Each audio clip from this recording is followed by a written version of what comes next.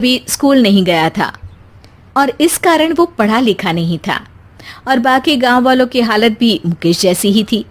मुकेश के घर में उसके माता पिता भी रहते थे। सासू माँ, मैं बाहर मंदिर तक जा रही हूँ, आधे घंटे में आ जाऊंगी। अरे अभी कहीं जाने की जरूरत नहीं है, चुपचाप जाके रसोई में रात के खाने की तैयारी करो। और ये घूंघट क्यों हटा लिया है तुमने? क्या पता नहीं कि इस गांव में औरतें बिना घूंघट के नहीं रहती।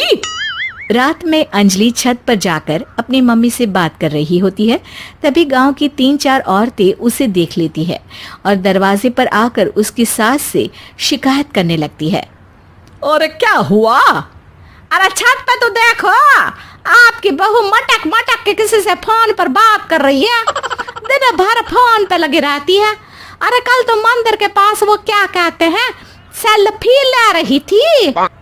शहर की बहू रखना अच्छा शान की बात है, पर देखना इसके लक्षण से ये तो तुम्हारे परिवार को बदनाम ना कर दे। ये पहली बार नहीं था जब सास से गांव के लोगों ने अंजलि की बुराई या शिकायत नहीं की हो। अब तो ये रोज की बात थी। अंजलि ये सब सुन लेती है। जब वो नीचे जाती है तो मुकेश भी वहां आ जाता है। सास कहती है, बेटा, लोग घर आकर शिकायत करने लगे हैं बहू के कामों की। देख लो, पति हो, संयम से रखो इसे। माँ जी, मैं तो अपनी माँ से बात कर रही थी क्योंकि यहाँ कोई बात करने लायक ही नहीं है। और अब मैं माँ के पास ही रहूँगी। वहाँ क्या रहना, वहाँ बाहर के लोग तो ठीक है, पर घर के लोग भी इज्जत ना दे सके। अरे नहीं नहीं अंजलि, ऐसा नहीं है, धीरे धीरे सब ठीक हो जाएगा, तुम फिक्र ना करो। अरे बस कुछ बोलना ही नहीं है, सर पे चढ़ा रखा है बहू को। सास मुकेश की नरम बात सुन के वहां से मुंह चढ़ाकर चली जाती है। मैं तो कहती हूँ हम दोनों शहर चले जाते हैं। मैं पढ़ी लिखी हूँ, मुझे वहाँ नौकरी भी मिल जाएगी और थोड़े दिनों में आप भी वहाँ कुछ काम ढूंढ लेना। अरे नहीं नहीं अंजलि, हम यहाँ ना गांव का खेत, माँ पिताजी को छोड़कर शहर नहीं जा सकते। माँ पिताजी को कैसा लगेगा और गांव वाले क्या सोचेंगे? ये कहकर मुकेश सोने चला जाता है और अंजलि की गांव वालों द्वारा बुराई का सिलसिला बहुत दिनों तक चलता ही रहता है। लेकिन अंजलि गुस्सा ना दिखाते हुए समझदारी से काम लेती है। बारिश का मौसम चालू हो जाता है। जोरदार बारिश से पूरे गांव में हाहाकार मच जाता है। दुर्गा नदी में बाढ़ आ जाती है और बाढ़ का पानी पूरे गांव की फसल तबाह कर देता है। फसल की ये हालत देखकर गांव वाले निराश हो जाते हैं और बात तो यहाँ तक पहुँच जाती है कि कुछ लोग तो अंजलि को इस सब का दोषी ठहरा देते हैं। अरे पूरी फसल तबाह हो गई, पता नहीं किसकी नजर लग गई है।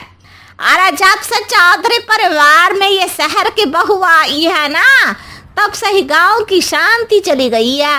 इसके कर्म कांड से माँ दुर्गा नदी भी खुश नहीं है।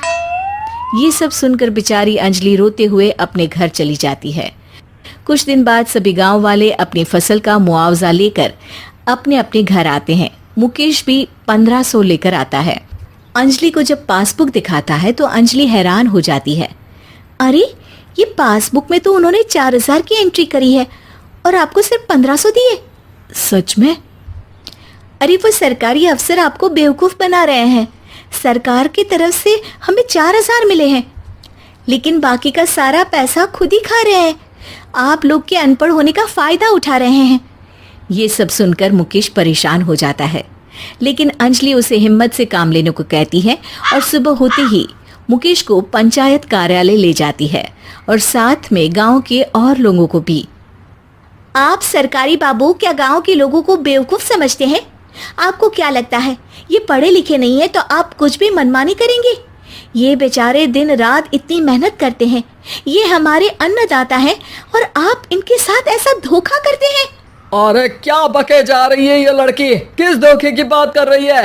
अपने कांड करके नदी माँ को नाराज करके हमारा नुकसान करके इसे चैन नहीं मिला क्या? सरपंच जी, इन सरकारी बाबू ने मुझे बेवकूफ बनाया है और मेरे हिस्से के पैसे खुद चट कर गए। बस ये सुनते ही सरपंच वहां से दुम दबाकर भाग जाता है। पता चलता है कि जनपद अधिकारियों ने गांव के सरपंच के साथ मिलकर सबके साथ धोखा किया है। सब लोगों का विरोध शुरू हो जाता है और आखिर में अधिकारी सब गांव वालों के हिस्सों के बचे हुए पैसे उन्हें लौटा देते हैं और कई दिन तक सरपंच गांव में लौटता ही नहीं। अंजलि, तुम नहीं होती तो हम गांव वालों को तो पता ही नहीं चलता कि ये हमें हर बार बेवकूफ बनाते हैं। हाँ हाँ अंजलि बेटी, हमें माफ कर दो। हम सब तुम्हें बुरा भला कहते रहे, लेकिन तुमने ही आज हमें बेवकूफ बनाने से बचाया है। हमें तुम पर गर्व है बेटी। अब समझ आया कि सरपंच तुमसे नहीं, तुम्हारे पढ़े लिखे होने से नफरत करता था। क्यों ना इस बार हम अंजलि को ही सरपंच पद के लिए चुन ले? क्या कहते हो गांव वालों? पढ़ी लिखी सरपंच। बस